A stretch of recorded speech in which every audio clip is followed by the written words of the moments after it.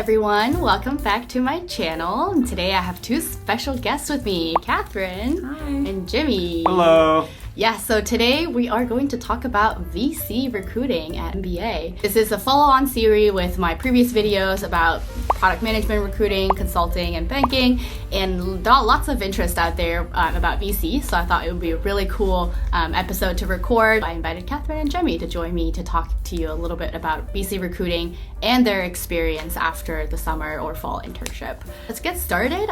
We'll start with an intro. So tell us where you're from, what did you do before Sloan, what did you do over the summer for your internship, and fun question for the VC folks, if you have $10 million today, what would you do with that? Hi everyone, my name is Katherine. I'm from Shrewsbury, Massachusetts, which is about an hour west of Sloan. Previously, before coming to Sloan, I was working in public equity investing, focused on consumer and technology, and I did that for probably about 6 years or so, 6.5 years, before I was asked to co-create the venture practice at my firm so that we could begin to invest in later stage venture capital backed companies in addition to some of the public equity companies that we were investing in. So I spent about 6 months to a year building that before ultimately investing in 3 later stage venture capital companies that were kind of in the software and healthcare spaces. I came to Sloan because I realized that as much as I loved investing,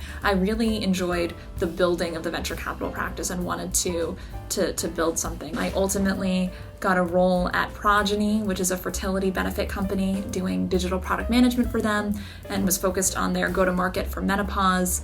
But I realized I was not done with investing yet, and so this fall I've been interning at Menlo Labs, which is a venture studio owned by Menlo Ventures. So I've kind of been all over the place.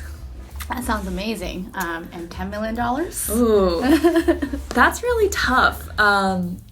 I'd like to say that I would invest it all, but I honestly think right now I would probably spend about $2 million and buy an apartment or a house. That's an investment. Yeah, it's a good investment. I think I'd probably spend another $2 million and give it back to charity. And then I think with the rest of it, I would split it between S&P tech and probably a little bit in the private space in some wealth tech. I think that's interesting.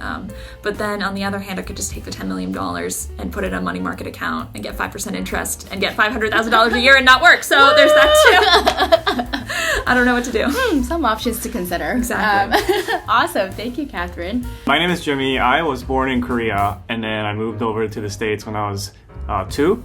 And then, in college I studied finance, and then after college I worked in investment banking in New York for a couple of years, and then after that I worked in a private investment firm that invested basically in U.S. middle market businesses. I did that for about 3 years, and then after that I came over to Sloan looking to get into venture capital and kind of growth equity. And I found an opportunity this summer at a firm called Forge Point Capital. Forge Point is a multi-stage investment firm that invests in particularly in the cybersecurity space. Funny enough, I served in the Korean Army for 2 years, and while I was doing that I was in military intelligence and more specifically in cybersecurity, so it was relevant for my background, and they were looking for someone who had a cybersecurity background and a finance background. So joined the firm, had a great time out there, and then we'll be returning after business school. $10 million for you? Oh, $10 million. It's an easy, I'm not as sophisticated, so I will put all of my $10 million into Berkshire Hathaway A stock. I own some Bs, but owning an A, it has a kind of a signatory meaning to it. I'm a big follower of Warren Buffett and Charlie Munger, and I would love to own a bunch of A shares. Wow, you guys are giving concrete investment strategy already. I'm loving this. I think we'll get started today to walk our viewers through what VC recruiting is like for MBA students. So to kick us off, I want to ask you guys, what do VC firms look for when they recruit MBA students? I think we can first start with kind of segmenting the VC space into kind of the very early stages of pre-seed and seed investing, and then kind of the early-ish stages of Series A and B investing. And in my mind, the last stage is kind of Series C and above, which is the growth rounds. And I think each of those 3 buckets are looking for different types of candidates and different types of people to join their firm. If it's in the early stages, I think they're mostly interested in people that have a wide network in whatever business school program that they're in, so that they can effectively help these seed and pre-seed VC firms source. in the kind of A and B camp, I think sourcing is a bit important component, but they start to get a little bit more interested in your prior experience in financial due diligence and your prior experience in investing, because at that point, startups that you start to invest in have a little bit more numbers and a track record, and then this trend becomes much more kind of salient when you go into the growth stages. Basically recruiting very similar to a private equity firm where financial due diligence is the primary factor that they look for. I think it really depends on what stage you're approaching, but I think two things that people are really going to look for. One, are you a critical thinker? The other is having some sort of sector expertise. Don't necessarily need to be a founder, but I think having a lot of knowledge about one area. For me, it was consumer tech from my days of investing. It sounds like for Jimmy, it was cybersecurity, but like if you were a teacher, that could be education, ed tech for you. If you were in biotech, that's an area that you can really hone and market. Yeah, that's a really good point. So it sounds like having either strong financial skills, basically in the investment or buy side or sell side space, or being a subject matter expertise or industry expert would definitely help. So I guess also one thing we've heard in MBA is that the VC recruiting is not as structured as some of the other finance roles. So how did you guys approach your summer or current internship recruiting? Just walk us through that process. When I came to business school, my goal was not initially to go and work at another VC firm. I was really interested in going and actually working at a startup, because last spring was a difficult time for a lot of startups. Funding had dried up. They weren't necessarily looking for interns. So I ended up working at a public company, but a place that definitely had kind of while they're public, sort of a startup mindset. So I basically did a lot of coffee chats, pushing my network, a lot of LinkedIn stalking that eventually paid off. But then this semester, I'm actually interning for a venture studio, Menlo Labs, which is owned by Menlo Ventures, and that similarly was just doing coffee chats, found the right person, was kind of in the right place at the right time when they were looking to hire fall interns. So I guess a lot of the work isn't necessarily in the submitting your resume and submitting your cover letter, it's the networking, which can be sometimes the most difficult part. A good way to summarize it is what Howard Marks would say. It took him a very long time to get famous very quickly, and it took me a very long time to get offers very quickly.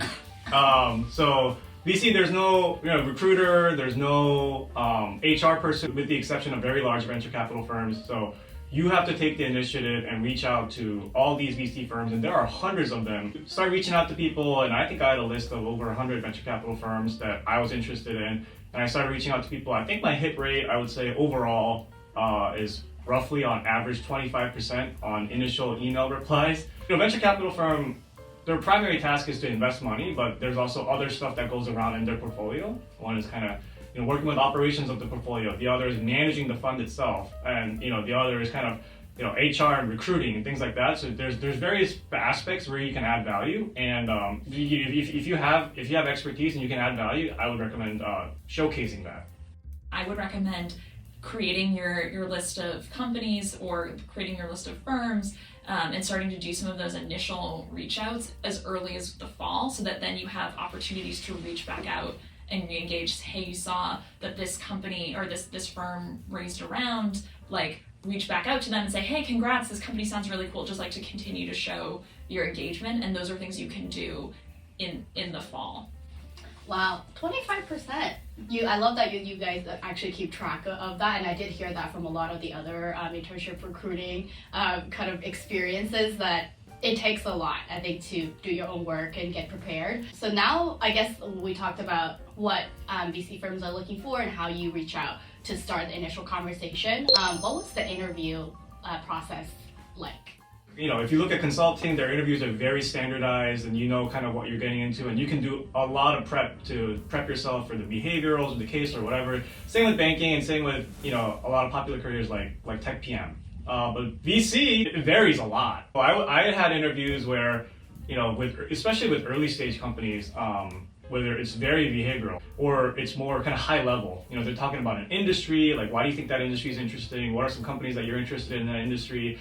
What do you think makes a good venture capital investment? These are like kind of high level questions, and you just have to be ready to talk about it. Anything above kind of Series A level, they may start kind of digging into how do you actually do the work. in terms of financial diligence and kind of due diligence. What were the risks for that company? What did the numbers kind of look like? How did you get conviction around those numbers? What work did you specifically do for that investment deal? I think that that's 100% a great overview of what it is like stage by stage. For me at the venture studio, they're super early stage, so it's a little bit more behavioral and kind of how do you think which sectors are exciting to you? What are some of the examples of past work that you've done to show what you could bring?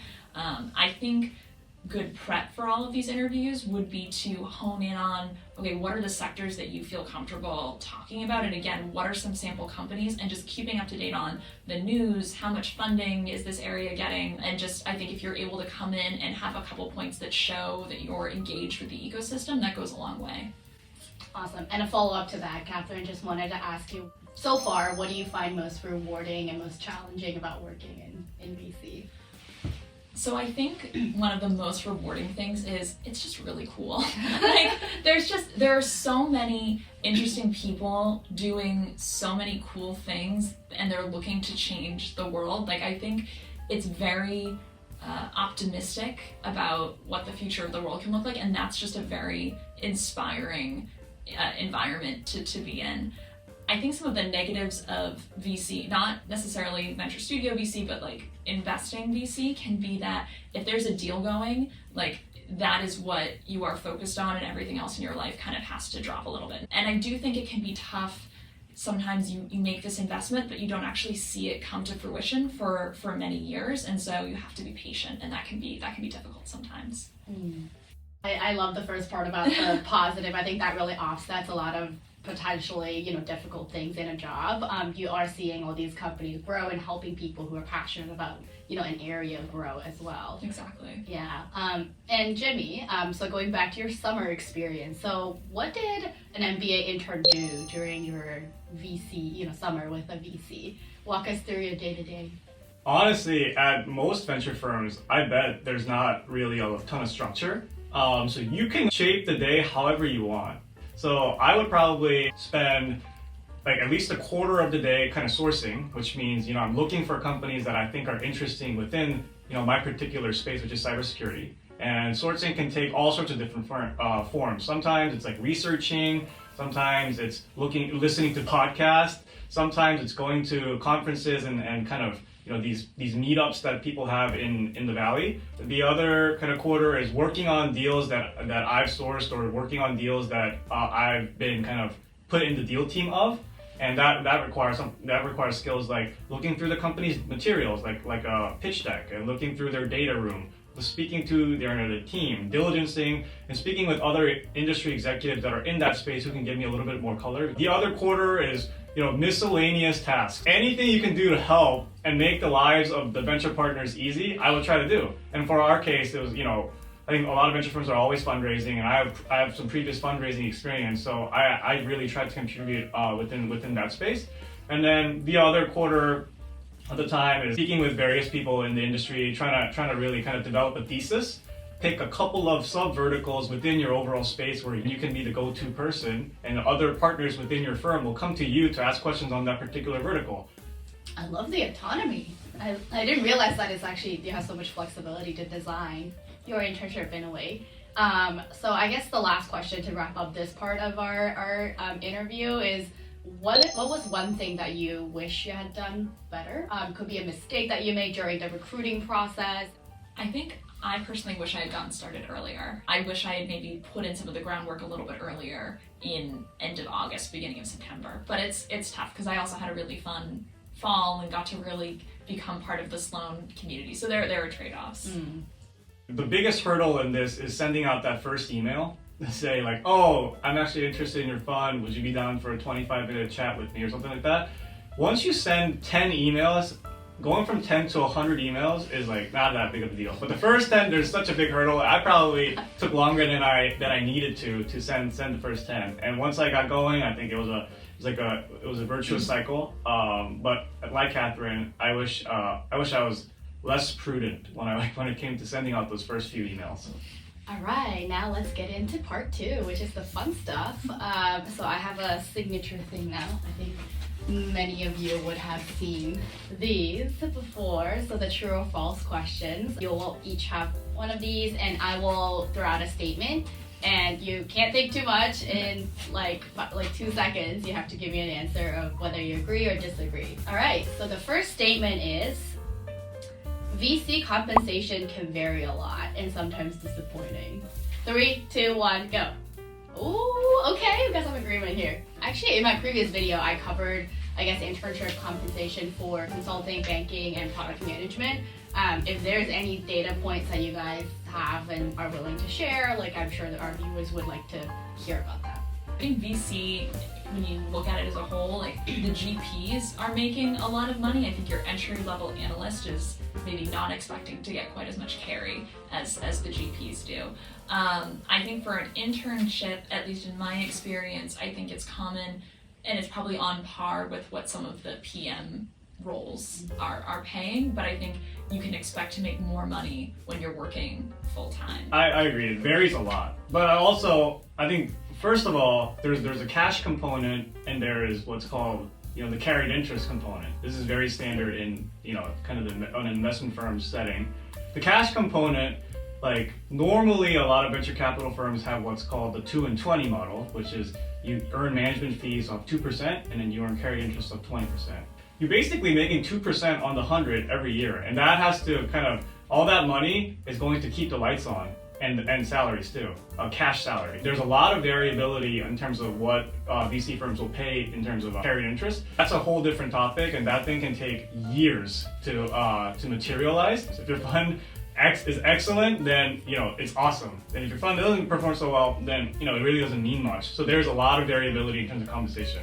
Okay, I think that's consistent with what I learned before, but actually do VC firms disclose, or do people talk about the numbers online and resources that people can check, like in terms of compensation for VC? Yeah, I think you can. New York State now has laws when they post job listings that will at least show like the entry-level salary or a salary range, so you can look there for some indication, but I think on sites like Fishbowl and Reddit and whatnot, you'll be able to see people talking about their salary numbers, but I think it's tough when there really is such a range, but your school's career development office has those numbers, and so whether or not you've gone to Sloan or you go to another school, you can go to them to help to negotiate. Yeah, and then there's also the Venture Capital Association in North America, and they kind of survey these firms and they put out numbers and they kind of segment that out into AUM buckets. So. Thank you guys, very resourceful. All right, the second statement, it's always better to have founder experience before joining a VC. 3, 2, 1.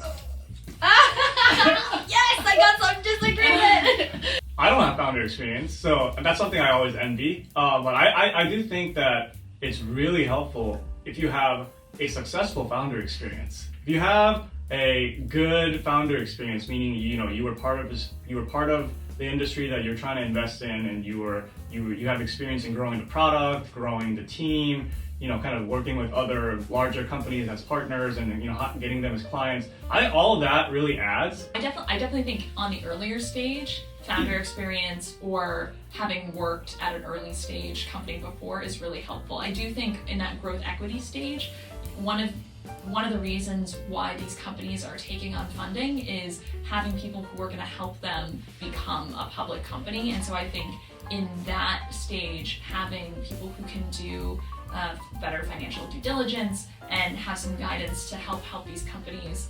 become public companies, I think is maybe more valuable than some of that founder experience. So I think it depends where you're looking to be on the life stage of a company. Okay, now on to our final question. The question is, given the current environment, VC investing is going to be a lot harder in the next 10 years to come. 3, 2, 1. Oh, okay, we agree. Oh no.